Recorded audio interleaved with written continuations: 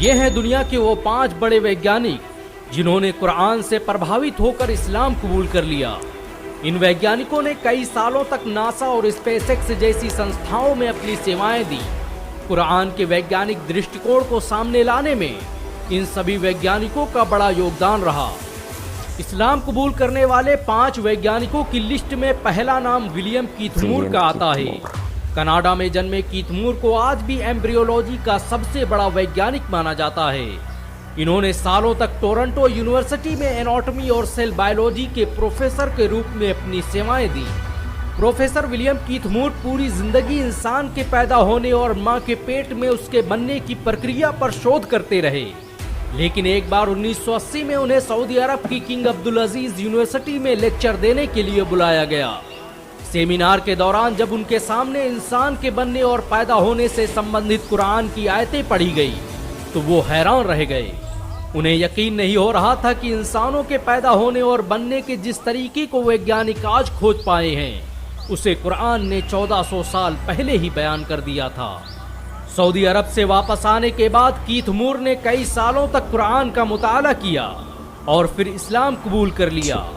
उन्होंने अपनी किताब द डेवलपिंग ह्यूमन में यहाँ तक कह दिया कि कुरान में भ्रूण विज्ञान के बारे में जो कुछ भी लिखा है उसे कोई इंसान नहीं लिख सकता। विलियम कीथ मूर ने विज्ञान के क्षेत्र में कई आविष्कार किए। उनके योगदान को देखते हुए कनाडा, अमेरिका और इंग्लैंड की सरकारों द्वारा उन्हें कई अवार्ड से सम्मानित किया गया। इस्लाम कबूल करने वाले 5 वैज्ञानिकों की लिस्ट में दूसरा नाम मोरिस बुकाय का आता है।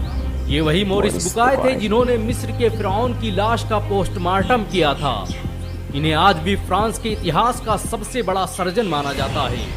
इनकी लिखी किताबें आज अमेरिका और यूरोप की बड़ी बड़ी यूनिवर्सिटियों में पढ़ाई जाती हैं। 1980 के दशक में जब फ्रांस ने फिरौन की लाश रिसर्च के लिए मंगाई तो उसकी जिम्मेदारी मोरिस बुकाय को ही सौंपी गई थी।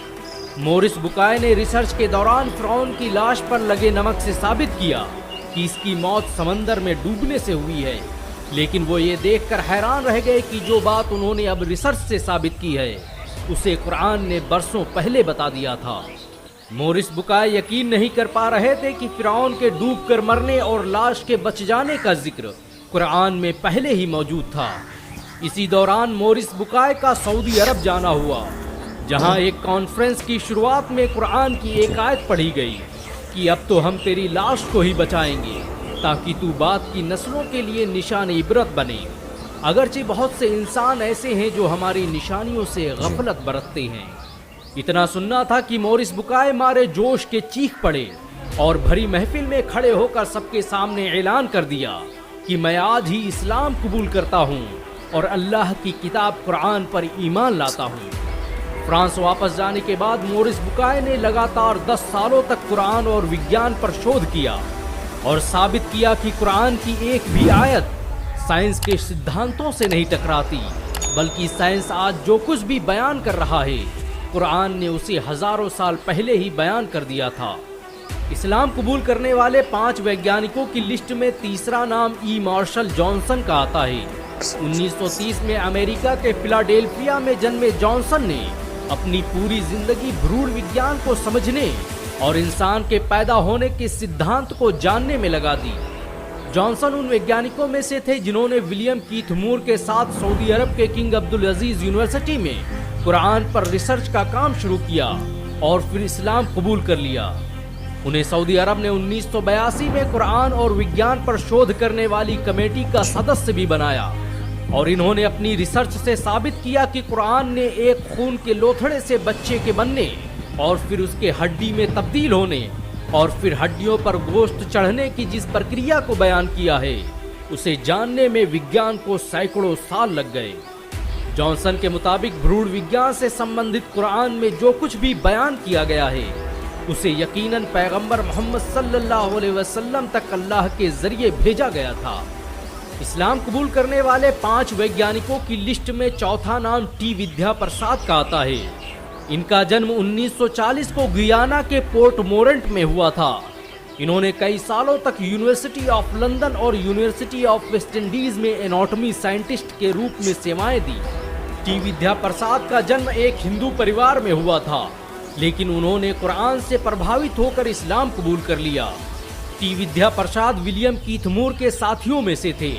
उन्होंने विलियम कीथमूर की तरह ही भ्रूण विज्ञान पर बहुत से शोध किए और कुरान और एम्ब्रियोलॉजी पर 25 से अधिक किताबें लिखी। उन्होंने काहिरा में होने वाली international conference of scientific sign of the Quran and Sunnah में भी हिस्सा लिया और बताया कि कुरान में बच्चे के अंदर रूह पढ़ने और जान आने के बारे में जो कुछ भी बताया गया है वो बिल्कुल सही है।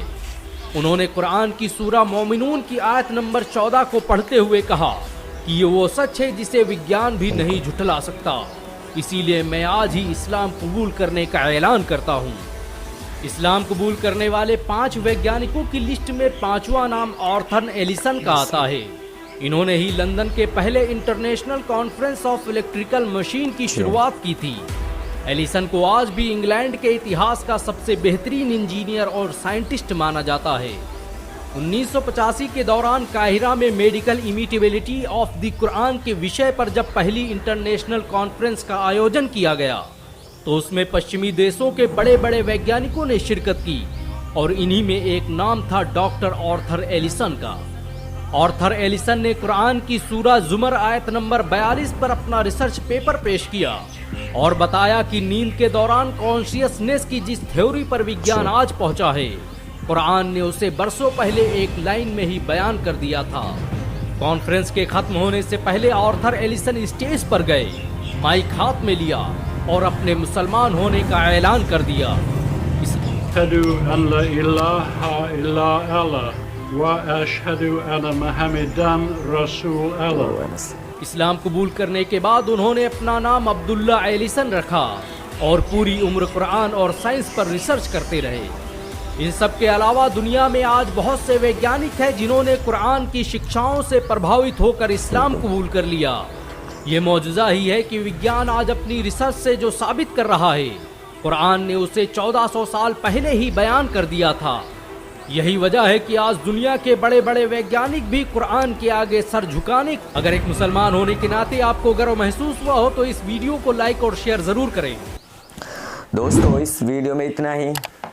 आई होप दोस्तों ये वीडियो आप लोगों को पसंद आई होगी। अगर वीडियो पसंद आए तो वीडियो को लाइक कर देना और अपने तमाम दोस्तों में वीडियो को शेयर कर देना और वीडियो की राय कमेंट बॉक्स में ज़रूर दीजिएगा। दोस्तों मिलते हैं नेक्स्ट वीडियो में, तब तक के लिए अल्लाह हाफिज़।